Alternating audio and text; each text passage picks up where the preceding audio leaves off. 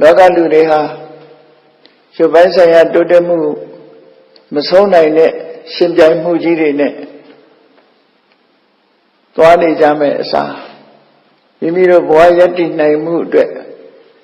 ဘဝရဲ့လိုအပ်ချက်လေးတွေပြည့်စုံပြီးတဲ့အခါမှာစိတ်ပိုင်းဆိုင်ရာတိုးတက်မှုအာယုံစိုက်ကြမယ်ဆိုလို့ရှိရင်တော့ဘယ်နေရာမှာပဲဖြစ်ဖြစ်ပฏิပက္ခဖြစ်မှုတွေရှောင်ရှားလို့ညီညွတ်သွေးစည်းပြီးဘဝခရီးမှာအတူတကွရှောင်လန်းလို့တက်တောင်တက်တာဘဝချမ်းသာမျိုးရရှိခံစားနိုင်ကြရဗုဒ္ဓရဲ့အဆုံးအမဟာ mind center teaching လို့ဆိုတဲ့အတိုင်းလူရဲ့စိတ်ကိုဗဟုပြုပြီးတော့စိတ်ပိုင်းဆိုင်ရာတိုးတက်မှုဟာအမှန်တန်ကြီးမားတဲ့တိုးတက်မှုဖြစ်တယ်။မြတ်စွာဘုရားကပွင့်ပွင့်လင်းလင်းဟောထားတယ်။အေးစည်းစိမ်ဥစ္စာတွေတိုးတက်မှုဒါတွေလည်းတိုးတက်မှုတွေပဲ။ဆွေမျိုးအပေါင်းအသင်းတွေတိုးတက်မှုအချမ်းရံအကျော်စောကျိုးတွေတိုးတက်မှုအဲ့ဒီတိုးတက်မှုတွေဟာလည်းတိုးတက်မှုတွေပဲဒါပေမဲ့မပြောပလောက်တဲ့တိုးတက်မှုတွေသာဖြစ်ပါတယ်တကယ်တိုးတက်ဖို့အရေးကြီးတဲ့တိုးတက်မှုဆိုတာကြတော့ဘာလဲလို့ဆိုရင်အသိပညာတိုးတက်မှုဟာအရေးကြီးဆုံးတိုးတက်မှုဖြစ်တယ်လို့အင်္ဂုတ္တရနိကေမှာမြတ်စွာဘုရားလွန်ခဲ့တဲ့နှစ်ပေါင်း2600ကနေပြီးတော့ဟောကြားဆုံးမခဲ့တဲ့တရားတော်တွေဟာဒီနေ့ထိခေတ်မီနေတော့မယ်သို့တော်လည်းမြတ်စွာဘုရားရဲ့အဆုံးအမတိုင်းလိုက်နာကျင့်သုံးမှုတွေဟာအားနည်းနေသည့်အတွက်ကြောင့်ရုပ်ပိုင်းဆိုင်ရာတိုးတက်မှုတွေကိုပဲအလေးပေးဆောင်ရွက်နေကြတာများနေတယ်ပေါ့နောက်တစ်ခါမြတ်စွာဘုရားကရှင်းလင်းဆုံးမတဲ့အခါမှာစီးပွားဥစ္စာဆိုးရုပ်သွားတာတွေလည်းရှိတယ်တဲ့ဆွေမျိုးညာတိတွေဆိုးရုပ်သွားတာရှိတယ်အချမ်းရံတွေဆိုးရုပ်သွားတာရှိတယ်အဲ့ဒီဆိုးရုပ်မှုတွေကပြောပါတော့ပါဘူးတဲ့ဆိုးရုပ်မှုကတော့ဆိုးရုပ်မှုပဲဒါပေမဲ့သိပြီးတော့ကြီးမားတဲ့ဆိုးရုပ်မှုလို့မဆိုနိုင်ပါဘူးတဲ့တကယ်ကြီးမားတဲ့ဆိုးရုပ်မှုကတော့ကိုယ်တဏ္ဍာမှာရှိတဲ့အသိပညာရက်တွေဆုံးမြုပ်သွားတာကတကယ်ကြီးမားတဲ့ဆိုးရုပ်မှုအဆိုးဝါးဆုံးဆိုးရုပ်မှုလို့ဒီလိုဒေသနာတော်တွေဟာအလုံးကိုနှစ်ပေါင်း2600ကျော်ကသွန်သင်ဆုံးမမှုပေးခဲ့တဲ့ဟာတွေဘုန်းကြီးတို့တွေရဲ့ရင်ထဲနှလုံးထဲမှာမှတ်သားထားပြီးတော့အရေးကြီးတဲ့တိုးတက်မှုတွေတိုးတက်အောင်လုပ်ရမယ်အရေးကြီးတဲ့တိုးတက်မှုကိုတိုးတက်စေသလိုအရေးမကြီးတာတွေလည်းတွဲဖက်ပြီးတော့တိုးတက်မှုဖြစ်အောင်လုပ်ရဆိုလိုတာကစီးပွားဥစ္စာတိုးတက်အောင်မလုပ်ရဘူးလို့ပြောတာမဟုတ်ဘူးဆွေမျိုးညာတကာအပေါင်းအသင်းတွေတိုးတက်အောင်မလုပ်ရဘူးလို့ပြောတာမဟုတ်ဘူးအဲ့ဒီတိုးတက်မှုတွေအရေးကြီးတာပညာတိုးတက်မှုလို့ဒီလိုဆိုလိုတာပေါ့နော်ဒါကြောင့်မို့အရေးကြီးတာနဲ့မကြီးတာခွဲခြားသိပြီးအရေးကြီးတာကိုဦးစားပေးဖို့ကျန်တာတွေဟာတွဲဖက်ပါလာဖို့ဆိုတဲ့တိုးတက်မှုမှန်သမျှအကောင်းတွေကြီးပဲသို့တော့အရေးကြီးဆုံးကတော့အရေးကြီးဆုံးအရာတစ်ခုကိုအဆုပ်ယုတ်ခံပြီးတော့ကျန်တာတွေတိုးတက်အောင်အရေးမကြီးတဲ့တိုးတက်မှုတွေတိုးတက်အောင်မလုပ်သင့်ဘူးလို့ဒီလိုနားလည်တယ်ပေါ့နားလည်ရမှာဖြစ်တယ်အရေးကြီးတဲ့တိုးတက်မှုကတိုးတက်အောင်ကြိုးစားရမယ်အချက်ပဲဖြစ်တယ်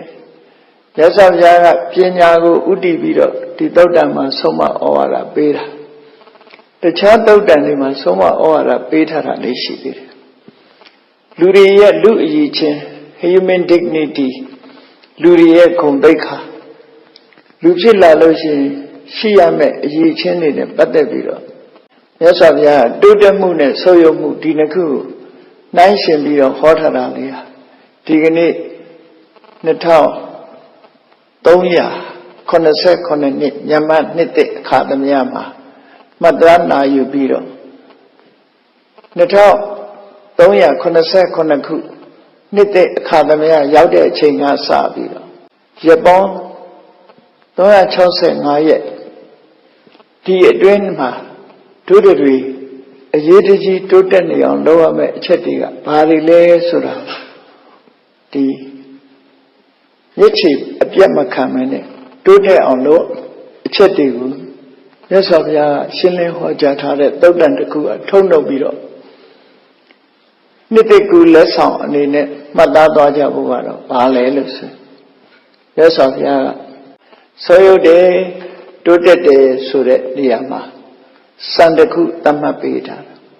အခြေခံအားဖြင့်ပြောမယ်ဆိုရင်ဆိုရုပ်တယ်ဆိုတာ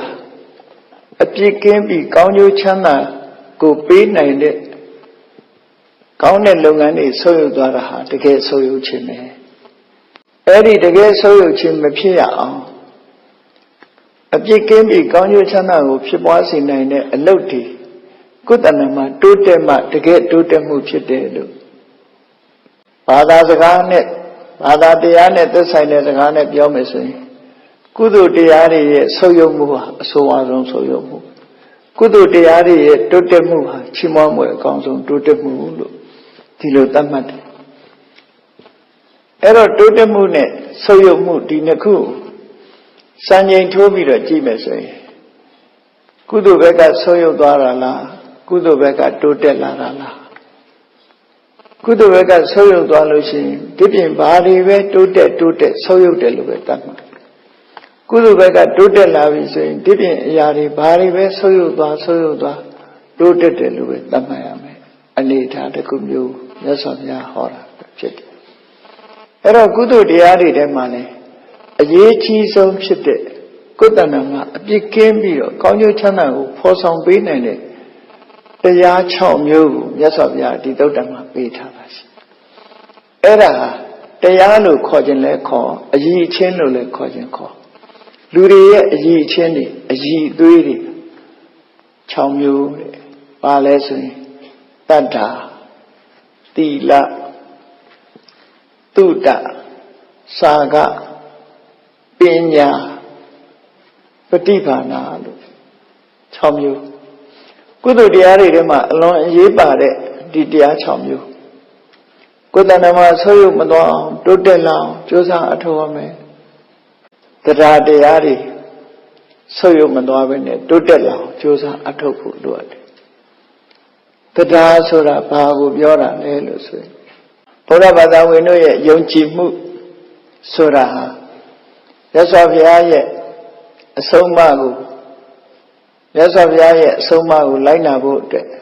မြတ်စွာဘုရားရဲ့အသိဉာဏ်ကိုယုံကြည်မှုဟာအရေးပါတဲ့ယုံကြည်မှုပဲဖြစ်တယ်။ဘုရားကိုယုံတယ်ဆိုတာဒီကနေ့ခေတ်တခြားဘာသာတွေမှာပြောတာအနန္တတကူကိုယုံတယ်လို့သုံးကြ။အနန္တတကူဖန်ဆင်းနိုင်တဲ့အစွမ်းတကူကဘာကြီးကိုဖန်ဆင်းနိုင်တဲ့အစွမ်းတကူအားလုံးကိုဖြစ်ပေါ်စေနိုင်တဲ့အစွမ်းတကူလူတွေယုံကြည်ပြီးတော့ဘုရားဆိုတာကိုကိုးကွယ်နေကြတယ်ဘုရားဘာသာမှာအဲ့ဒါလိုယုံကြည်မှုမျိုးမရှိဘူးမြတ်စွာဘုရားကဘုရားရဲ့အသိဉာဏ်ကိုယုံကြည်တယ်အသိဉာဏ်ကိုယုံကြည်တဲ့တတ္ထာဟာအရေးပါတယ်အစွမ်းတကူကိုယုံကြည်တာမဟုတ်ဘူးအသိဉာဏ်ကိုယုံကြည်ဘုရားရဲ့အသိဉာဏ်ကိုယုံကြည်သောအဖြစ်ဒီအသိဉာဏ်ဖြင့်ရှင်းလင်းဟောကြားထားတဲ့တရားတွေကိုယုံကြည်လက်ခံမှုဟာဆက်လက်ပြီးတော့ဖြစ်ပေါ်လာတကူယုံကြည်တယ်ဆိုတဲ့လူတွေဟာတကူရှင်ရဲ့မဆာမှုကိုမျှော်လင့်နေတဲ့လူတွေသာဖြစ်တယ်ပေါ့အသိဉာဏ်ကိုယုံကြည်တဲ့ပုဂ္ဂိုလ်တွေဟာအသိဉာဏ်ရှင်ဆုံးမထားတဲ့စကားကိုလိုက်နာဖို့သာရှိတယ်ဘာမှမျှော်လင့်နေတာမျိုးမရှိဘူးအဲ့တော့မှန်ကန်တဲ့လမ်းကြောင်းပေါ်ကိုရောက်တယ်ပေါ့အသိဉာဏ်ကိုယုံကြည်တယ်ဆိုမှမှန်ကန်တဲ့လမ်းကြောင်းပေါ်ရောက်တယ်တကူကိုယုံကြည်လို့ရှိရင်ထိုတကူရှင်ရဲ့မမဟာကိုမျှော်လင့်နေတတ်တယ်အခြေအနေချင်းမတူဘူးဒီနှစ်ခုကဒါကြောင့်မို့သက်စွာဘုရားဟောကြားတော်မူခဲ့တဲ့ဒေသနာတော်တွေထဲမှာတတ္တဟတိတထာဂတတဘောဓိတရားဆိုတာဘာခေါ်တာတုံးဆိုရင်မြတ်စွာဘုရားရဲ့အသိဉာဏ်ကိုယုံကြည်တာကိုတရားလို့ဒီလိုပြောတယ်အဲ့ဒါအရေးပါတဲ့ချက်တစ်ခုပဲမြတ်စွာဘုရားရဲ့အန္တကိုယုံကြည်တာမဟုတ်ဘဲနဲ့အသိဉာဏ်ကိုယုံကြည်တဲ့တရားမိမိတို့တဏ္ဍာမှာအခိုင်အမာထားဖို့ဘုရားဟောတဲ့တရားတွေဟာလုံးဝမှန်ကန်တယ်အကုသိုလ်ဟာ အပြစ်ရှိပြီးတော့ဆင်းရဲဒုက္ခအကျိုးပေးတယ်ကုသိုလ်ဆိုတာအပြစ်ကင်းပြီးတော့ကောင်းကျိုးချမ်းသာကိုဖြစ်စေနိုင်တယ်လို့တိတိကျကျခွဲခြားဟောထားတဲ့စကားဟာလုံးဝအလွဲမှားမဖြစ်ဘူးငါတို့ဒီအကုသိုလ်ကိုယ်တဏ္ဍမှာဖြစ်စေမယ်ဆိုရင်အပြစ်ရှိပြီးတော့ဆင်းရဲတဲ့အကျိုးတို့ရမှာပဲကုသိုလ်တရားတွေဖြစ်ပွားစေမယ်ဆိုရင်အပြစ်ကင်းပြီးတော့ကောင်းကျိုးချမ်းသာတွေရမှာပဲလို့ဆိုတဲ့ယုံကြည်ချက်အခိုင်အမာယုံကြည်မှုပဲအဲ့တော့မြတ်စွာဘုရားကရှောင်ရမှာနဲ့ဆောင်ရမှာဒီနှစ်ခုခွဲခြားဟောထားသည့်အတွက်ကြောင့်ဘုရားရဲ့အသိဉာဏ်ကိုယုံကြည်သဖြင့်ရှောင်ရမှာတွေကိုရှောင်ပြီးတော့ဆောင်ရမှာတွေကိုဆောင်တယ်ဆိုတဲ့ခိုင်မာတဲ့ဆုံးဖြတ်ချက်တစ်ခုဆုံးဖြတ်ပြီးဒီလုပ်ကိုလုပ်ရမယ်ဒီကျင့်စဉ်ဟာတို့ကဒီအတိုင်းဥလိမတုံရှောက်လန်းကြရမယ်ဆိုတဲ့ခိုင်မာတဲ့ယုံကြည်ချက်မျိုးဘုန်းကြီးတို့တဏ္ဍာမှာဇဝေဇဝါဖြစ်မနေပဲနဲ့ယုံကြည်တဲ့အတိုင်းဆုံးဖြတ်ချက်နောက်ကလိုက်ပါလာတဲ့တရားဒါကြောင့်မို့တရားဆိုတာကိုအတိမောက္ခလို့လေယမယံကခေါ်တယ် resolution ဆိုတာဆုံးဖြတ်ချက်ရှိရယုံကြည်ချက်နဲ့ဆုံးဖြတ်ချက်တွက်ဖက်ထားတဲ့တရားမှန်ကန်တယ်လို့ယုံကြည်ထားတဲ့အလုပ်တစ်ခုဟာရှေ့ဆက်ပြီးတော့လုပ်ဖို့ပဲလိုတယ်အဲ့ဒီလုပ်နေသမျှကာလပတ်လုံးကောင်းကျိုးချမ်းသာတွေရနေမှာဖြစ်လို့တရားဆိုတဲ့ဒီလူတွေရဲ့စွမ်းအားတစ်ခုစိတ်စွမ်းအားတစ်ခုကိုယ်တဏ္ဍမှာတိုးတက်နေအောင်ပြုလုပ်ခြင်းဖြင့်တခြားကုသိုလ်တရားတွေလည်းကိုယ်တဏ္ဍမှာတိုးတက်လာမှာဖြစ်တယ်ဒါကြောင့်မို့တရားဆိုတဲ့စွမ်းအားတွေတိုးတက်မြင့်မားလာအောင်ကြိုးစားကြရမှာနံပါတ်1တစ်ခုဖြစ်တယ်ပေါ့တရားစွမ်းအားမြင့်မားလာတာနဲ့တပြိုင်နက်အလုပ်ဘက်ကိုစဉ်းစားကြည့်လိုက်တဲ့အခါမှာနံပါတ်1ဦးစားပေးရမယ့်အလုပ်ကဘာလို့ဆိုရင်သီလပဲဖြစ်တယ်ကိုကျင့်သီလဟာလူလောကမှာ human dignity မှာအခြေခံအကြဆုံးပဲဖြစ်တယ်ကိုကျင့်သီလပြပြားသွားတဲ့ပုဂ္ဂိုလ်တယောက်ဟာဘယ်တော့မှကောင်းကျိုးချမ်းသာတွေသူ့တဏ္ဍာမှာတည်နိုင်မှာမဟုတ်ဘူးဒါကြောင့်မလို့ဆောင်ထည့်ရမယ့်ကိုကျင့်သီလလူအကြောင်းတွေမှာဆိုရင်5ပါးသီလယဟန်တန်ဃာတွေမှာဆိုလို့ရှိရင်229သွယ်သောသိက္ခာပုဒ်ကအစယဟန်နေကျင့်ရမယ့်အကျင့်တွေကိုကျင့်သီလသီလရှင်တွေဆိုရင်သီလရှင်တွေကျင့်သုံးရမယ့်အကျင့်သိက္ခာဒီလိုကိုကျင့်သီလတန်ဖိုးထားတတ်လားတရားရှိရင်ကိုကျင့်သီလခိုင်ခိုင်မာမာကိုယ်တဏ္ဍာမှာတိဆောက်ထားပြီကိုကျင့်သီလကိုအသက်တဲ့တန်ဖိုးထားလောက်ထားနိုင်လောက်ကြိုးစားဖို့လိုလားလောကမှာတန်ဖိုးထားတာချင်းမတူကြဘူးတန်ဖိုးထားတာချင်းမတူ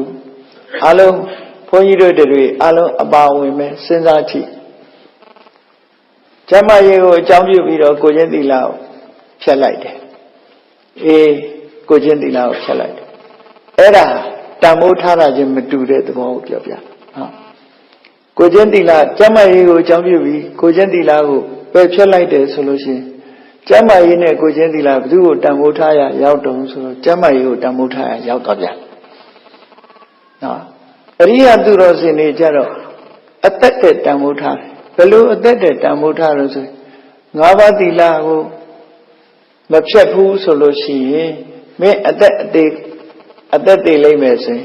င်တေးချင်းသေးပဲစေ5ပါးသီလအသက်တဲ့တန်ဖိုးထားဒီလိုဆိုလို့အရိယကံဒီ5ပါးသီလမဖြတ်ရင်လက်ဖြတ်ခံရမယ်ဆိုရင်အင်္ဂါအဆုံးရှုံးခံလိုက်မယ်မျက်စိပြက်မယ်ဆိုရင်လည်းအဆုံးရှုံးခံလိုက်မယ်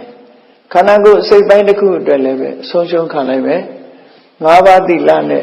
အဲ့ဒါကိုရွေးရမယ်ဆိုလို့ရှိရင်တော့5ပါးသီလပဲရွေးမယ်လို့ဒီလိုဖြစ်လာတာကြတော့အသက်တဲ့တန်ဖိုးထားတယ်လို့ဆိုလာတယ်ပေါ့သို့တော့အသက်လည်းရှိစေ5ပါးသီလလည်းမပြတ်စေဆိုတဲ့ပုံစံမျိုးနဲ့ဆောင်ထိန်နိုင်အောင်သွားရမှာဖြစ်တယ်ပေါ့အသက်ရှိနေမှ5ပါးသီလဆိုတာကြာကြာဆောင်ထိန်သွားနိုင်တယ်ဒါကြောင့်မို့အသက်ကဲ့သို့တန်ဖိုးထားနိုင်တဲ့ပုဂ္ဂိုလ်မျိုးဖြစ်ရမယ်အကယ်၍တစ်ခုကိုရွေးရမယ်ဆိုရင်တော့သီလကိုပဲရွေးတယ်လို့ဒီလိုဆိုရပါနော်သီလကိုပဲရွေးတယ်အဲဒါကြောင့်မလို့ကိုကျင့်သီလကိုတန်ဖိုးထားတတ်လို့ရှိရင်ကိုကျင့်သီလတကယ်ကိုအခြေခံအကျဆုံးသော human dignity ဖြစ်တယ်ဟော လူရဲ့ခုံတိတ်ခါကိုချင်းသီလပေါ်မှာရှိတယ်ကိုချင်းသီလယုံရင်ပြည့်ပြည့်သွားလို့ရှိရင်ဘလောက်ပဲယာရုကြီးတဲ့ပုဂ္ဂိုလ်ပဲဖြစ်ဖြစ်ဘလောက်ပဲချမ်းသာတဲ့ပုဂ္ဂိုလ်ပဲဖြစ်ဖြစ် dignity မရှိတော့ human dignity တွေကျသွားပြီလို့ဒီလိုပြောလို့ရတယ်ဒါကြောင့်မို့သီလအမတမအခြေခံကြတဲ့အရည်အသွေးတစ်ခုဖြစ်လို့ဒုတိယဘုန်းကြီးတို့တွေအလေးထားပြီးကြီးပွားအောင်လုပ်ရမှာကသီလပဲဖြစ်တယ်ပေါ့နောက်တစ်ခါတတိယအလေးပေးရမှာတော့ဘာတော့ဆိုတုတ္တဘုရားဟောတဲ့တရားတွေများများသင်ရမယ်များများနာရမယ်ဘောဓုတ္တတွေဓမ္မနဲ့ပတ်သက်တဲ့ဘောဓုတ္တတွေများများရှိဘူးရသင်ကြားခြင်းရှိဘူးခြင်းနာယူခြင်းအဲ့ဒါတုတ္တလို့ခေါ်တယ်သင်ကြားရှိဘူးနာယူတာဟာလက်တွေ့လုပ်ဖို့ပဲဖြစ်တယ်အဲ့တော့သင်ကြားရှိဘူးနာယူုံနဲ့ပြီးလာလို့ဆိုမပြီးဘူး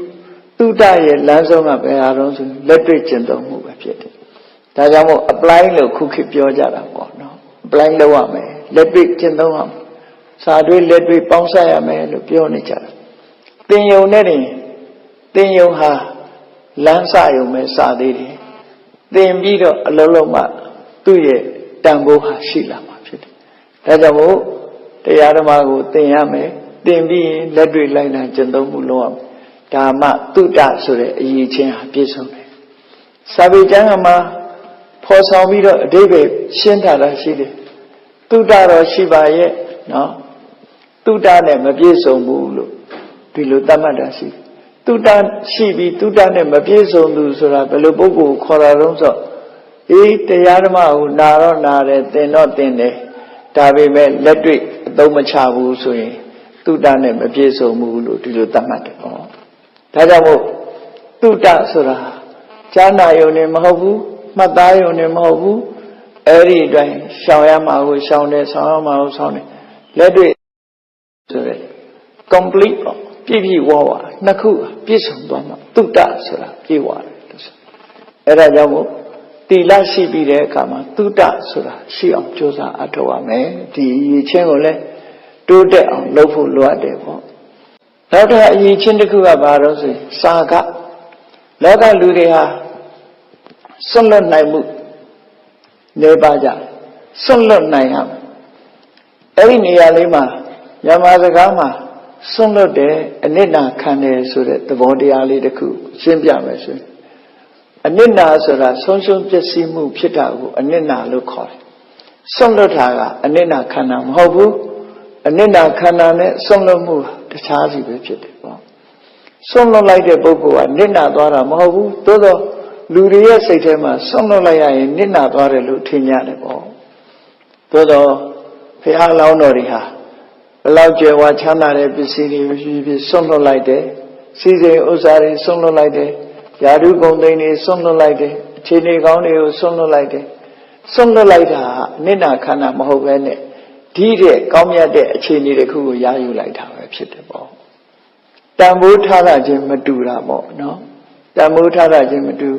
ဘုရားလောင်းသူမိရာယသိဟာသူချမ်းသာကြွယ်ဝသမျှတွေမိဘဘိုးဘွားလက်ထက်ကပိုင်ဆိုင်တဲ့ပစ္စည်းတွေအားလုံးစွန့်လွတ်လိုက်တယ်စွန့်လွတ်ပြီးတော့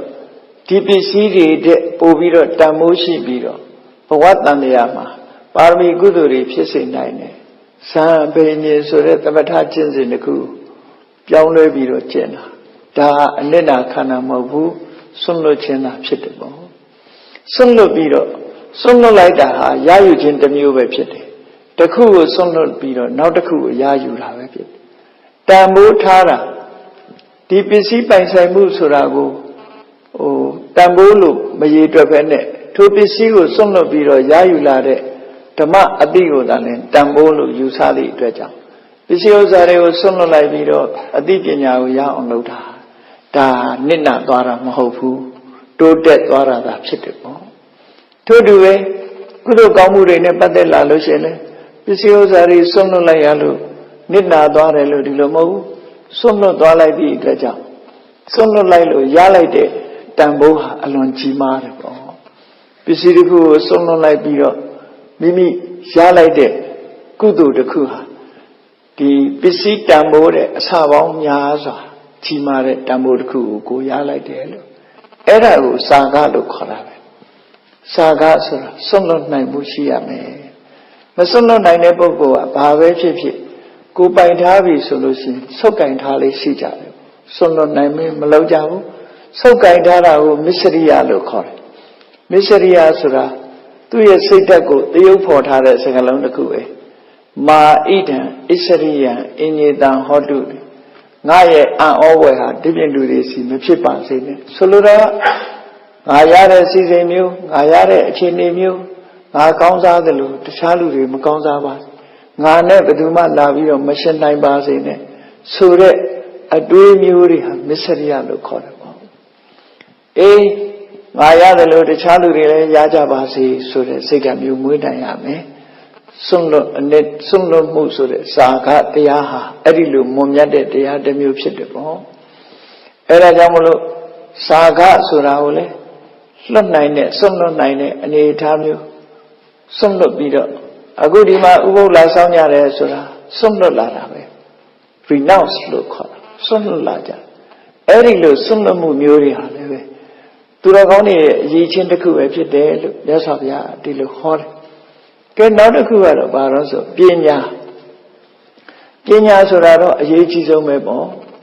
Yaswa Bya, Yade, Nyonjade, Pinya, David Shenlin Pinya, Simeon Pinya, Ratchet.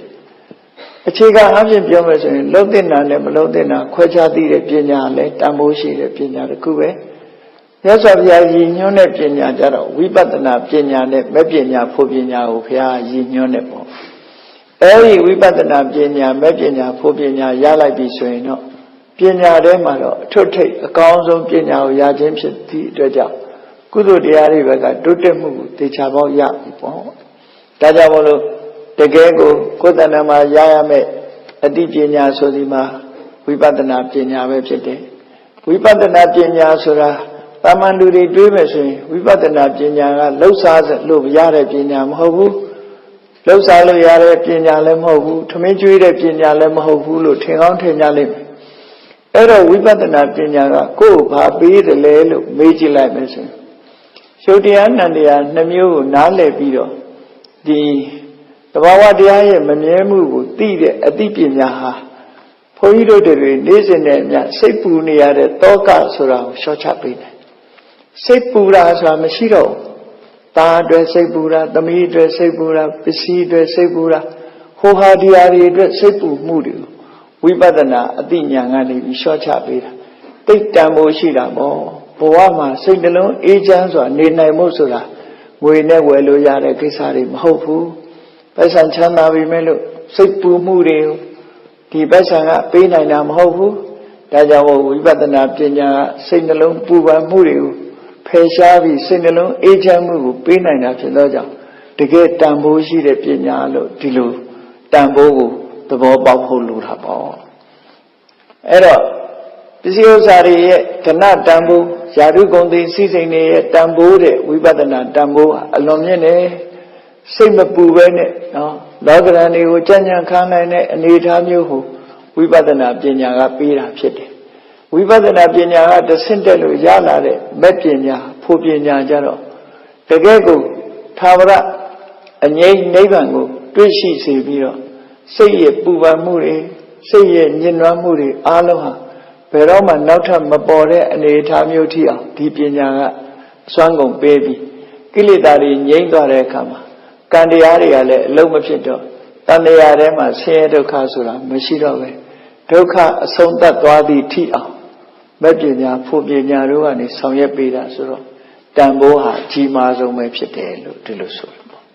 Eri Pinya Muri, Kudanama, Soyo Madon, Josa, Atoa Mere, Nadagura, Patiba, Nalokor. Patiba Nasura,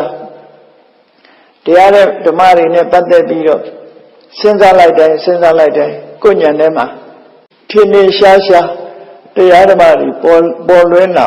Jangong, Yangoni. A digoni, a yangoni, Dilu, Timian Lade, a Jawanjo Sinjin Dabido, Jawanjo Tibido, Lade, Senza like that, Yan Redigu, Padiba Nalo Corpo. Eri Padiba Nasure, Yan Tutemu Haleve, Sansa Muri of Shisire, go Megoni Tode, ငါဘာလုပ်မလဲငါဘဝဟာဘယ်ကိုသွားမလဲငါအခုခေတ်ရေးနေကြတယ်ငါဘာလဲဘယ်လဲပေါ့ငါကဘယ်လိုလူလဲဘယ်ဘာလုပ်နေသလဲဆိုတာကိုယ့်အကိုဆန်းစစ်ကြည့်ပြီးတဲ့အခါမှာကိုယ့်ဘာကိုအဖြေထုတ်နိုင်လာတယ်အဲ့ဒီအဖြေထုတ်နိုင်လာဖို့အကြံဉာဏ်တွေပေါ်လာတာပฏิဘာနာလို့ခေါ်တယ်အဲ့ဒီပฏิဘာနာပေါ်လာသမျှကိုယ်ဘာလုပ်ရမယ်ဆိုတာရှင်းရှင်းကြီးမြင်လာတယ်တဲ့ဒါကြောင့်မို့အလုံးခြုံငုံပြီးတော့မြတ်စွာဘုရားညွှန်ကြားတဲ့အရည်ချင်းတွေဟာပြောရမယ်ဆိုရင်တတ္တာသီလသုတစာကပညာပฏิဘာနာဆိုတဲ့ဒီအရည်ချင်းတွေဟာကောင်းကျိုးချမ်းသာကိုပေးနိုင်တဲ့ကုသိုလ်တရားတွေထဲမှာဒီတရားတွေဆုပ်ယုပ်သွားပြီဆိုရင်တကယ်ဆုပ်ယုပ်မှုလို့ခေါ်ရမယ်ဒီတရားတွေတိုးတက်လာမှတကယ်တိုးတက်မှုလို့ခေါ်ရမှာဖြစ်တယ်ဆိုတာကိုဘုန်းကြီးတို့တွေအားလုံးမှတ်သားထားကြပြီး1389ခုနှစ်မြန်မာနှစ်တဲ့အခါသမယမှာဒီတနှစ်တာကာလပတ်လုံးတို့တွေဟာဒီတရားတွေတိုးတက်နေအောင်တတိဆောင်၍ကျင့်ကြံကြိုးကိုအားထုတ်ကြရမှာဖြစ်တယ်လို့စိတ်ထဲမှာဆွဲဆွဲထားပြီးလိုက်နာကျင့်သုံးနိုင်ကြပါစေကုန်သတည်း